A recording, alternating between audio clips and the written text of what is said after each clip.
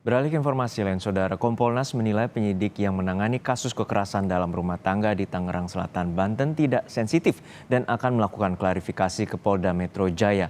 Hingga saat ini pelaku yang juga suami korban masih belum ditahan. Korban yang tengah hamil 4 bulan mengalami trauma berat. Hati perempuan mana yang tak hancur ketika sang suami tega menganiaya dirinya yang tengah mengandung 4 bulan. Tak hanya babak belur dan sakit di tubuh bagian belakang, korban juga mengalami trauma kejiwaan. Ini sih sedang mendalami pemulihan trauma yang cukup berat ya untuk KDRT yang sekarang.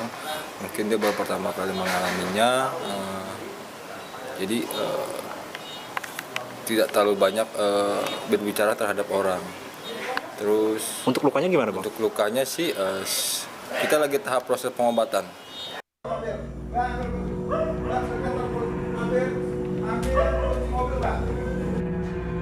Tetangga dan warga sekitar menjadi saksi peristiwa penganiayaan suami terhadap istri yang diduga terjadi pada Rabu dini hari 12 Juli lalu.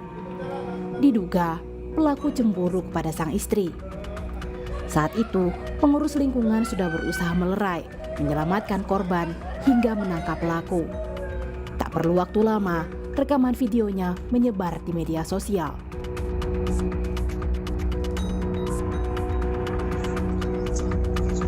Tak cukup menganiaya istri, pelaku juga sempat mengirim pesan ancaman pembunuhan terhadap korban serta keluarganya lewat pesan voice note WhatsApp jika berani melaporkannya ke polisi. Meski sudah menetapkan pelaku sebagai tersangka, polisi memutuskan untuk tidak melakukan penahanan karena belum cukup bukti dan tindak pidana tersebut masih tergolong ringan. Pelaku hanya dikenakan wajib lapor. Kan tidak pidana murni berdasarkan Pasal 44 Undang-Undang Nomor 23 Tahun 2004 tentang penghapusan kekerasan dalam rumah tangga. Jadi perkara tetap lanjut, tetap kita proses walau tersangka tidak ditahan. Sambil kita menunggu alat bukti lainnya, menunggu hasil visum jadi juga. Sikap penyidik dikritik Komisi Kepolisian Nasional. Kompolnas menilai penyidik tidak berpihak pada korban dan pasal pidana yang dikenakan pada pelaku tidak tepat. Kompolnas bakal melakukan klarifikasi ke Kapolda Metro Jaya atas kasus yang kini ditangani Polres Tangerang Selatan itu. Adanya kurang sensitivitas penyidik terkait dengan kekerasan terhadap perempuan dan anak. Jangan salah ya, ini korbannya bukan hanya si ibu ya, tetapi bayi yang dikandungnya ya. Jadi janinnya itu kalau berdasarkan Undang-Undang Perlindungan Anak itu sudah masuk kategori anak, sehingga itu juga mesti harus dilindungi. Nah, saya melihat ini seharusnya dikenakan pasal 44 ayat 1 gitu ya. Yang 5 tahun ya, Mbak ya?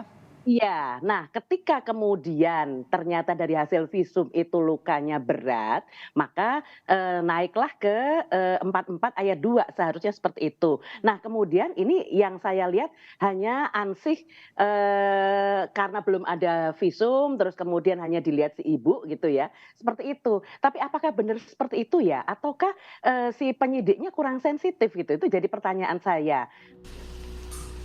Belakangan, polisi mengonfirmasi bahwa tersangka KDRT penganiaya istri yang hamil 4 bulan ini adalah seorang residivis kasus narkoba. Bersama kakak korban, polisi pun kini memburu pelaku. Pengejaran pelaku sampai dengan saat ini pelaku belum tertangkap.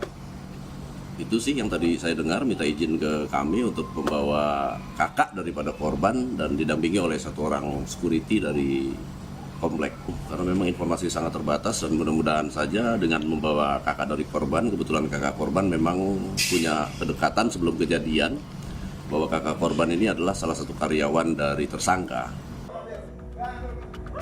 Baru 1 bulan, korban pindah dan menghuni rumah kontrakan di perumahan Serpong Park, Serpong Utara, Tangerang Selatan itu.